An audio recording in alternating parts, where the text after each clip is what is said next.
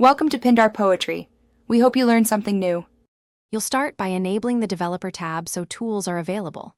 Open File, go to Options, then Customize Ribbon and check Developer.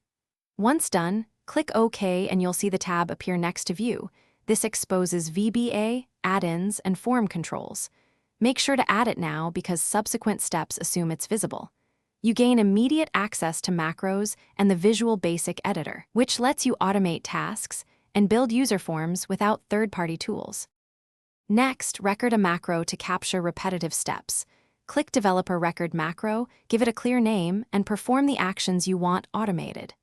Stop recording when finished. You'll now have a working baseline. To refine behavior, open the Visual Basic editor via Developer Visual Basic and edit the procedure. This is where you add loops, conditions, or error handling.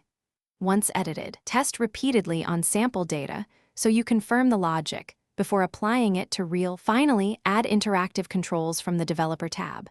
Click Insert and choose a button, checkbox, or combo box, then link each to a macro or cell reference so users trigger actions easily. Make sure to format properties, captions, linked cells, and events to match expected input.